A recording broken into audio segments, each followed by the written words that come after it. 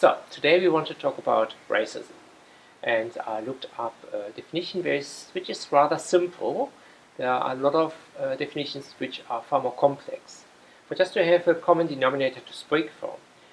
And this says racism is the belief in the superiority of one race over another, which often results in discrimination and prejudice towards people based on their race or ethnicity. It's so easy to view racism in its extremes, where you've got racial slurs and the penny sparrows of the world. But when we do that and focus only on the extremes, we forget about the everyday, subtle, casual racism that takes place intrinsically and systematically in all our environments. And if you think specifically of the workspace, different races are working together all the time. We have simple innate prejudices that we're probably not even aware of, or where we are aware of them, we're not working to change them. And that's really problematic, because what happens is if you don't raise an awareness of this subtle racism, it'll continue to wreak havoc in people's lives. Dealing with a racist environment is something that is detrimental to your mental health eventually. There's a cumulative effect of a number of things which we call racial microaggressions.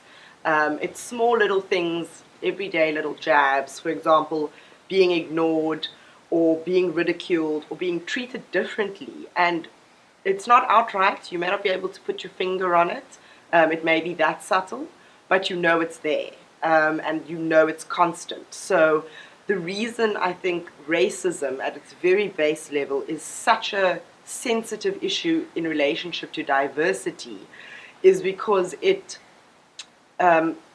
goes to your own person and your identification of yourself, taken into context where you have to now almost compete with others to up yourself, and that has a really, really bad effect on you in terms of your mental health, and that's what makes casual racism a bigger problem than your outright racial slurs or haters. And there's this beautiful example. We had that one of the group meetings that we had. We were talking about colorblindness, where people said, well, I'm actually colorblind. I don't see color. And you gave the response to that? I did, yes.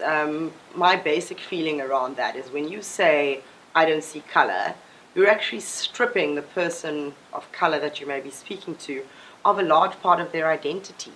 And you are then taking on the responsibility of how they should identify. Oh, don't worry about the color of your skin, I don't care. Well, I care. And there are certain things that may be done differently. If you can understand that I do care, it helps you to identify what racism is and what it looks like and how it affects people. And you can then begin to apply it in your own life, daily life, or networking life, whatever it is, because once you can identify it, you can work towards changing it. And I think it's also important to see that race as itself is more like a social construct. Absolutely. It's not just based on skin color. I mean, you being colored, if we hold our hands next to each other, we'll see maybe slight differences, but it's not that obvious. And talking also about who we are as a person and what our background is as ethnicity or a racial background has an impact there on who we are as a person and what coined us. So there's a lot of work to be done in this area, because it's the covert microaggressions that have the most painful impact. We need to really take cognizance of how we can make a change here. We've spoken about a lot of different topics, but this is the one that goes really to the center of people, and the one that we need to be the most sensitive about, but also the one we need to focus on the most in terms of understanding it, particularly in the context, in a South African context. And yeah, some homework. Yes, of course. Some thinking there. And one of the things that we thought would be really fruitful to do is actually just observe yourself. Where do you have prejudices? Where do you see someone from a different background? or because someone looks different, you have certain prejudices that might not be founded on anything else but just a prejudice. Yeah. You had a great example. Actually. Oh, yes, I had an example there. Just like how about that black person that you meet and speaks perfect Oxford English, and you wouldn't actually expect it, standing next to the other black person who has a background from Sutu and English is like the second or third language, and speaks English very broken, but has a PhD in nuclear science. Correct. You can't see that off just looking at someone. Exactly. And if you're going to base how you treat someone on those kinds of inherent prejudices, you're actually blocking yourself off from potentially a really great interaction with someone that could or could not lead to business.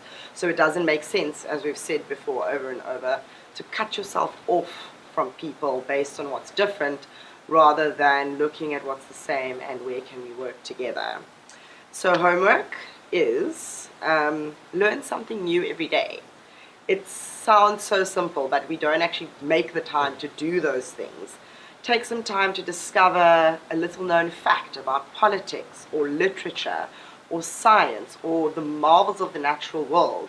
You will find that you begin to see the world differently if you take that on board, and it will always influence then your view going forward.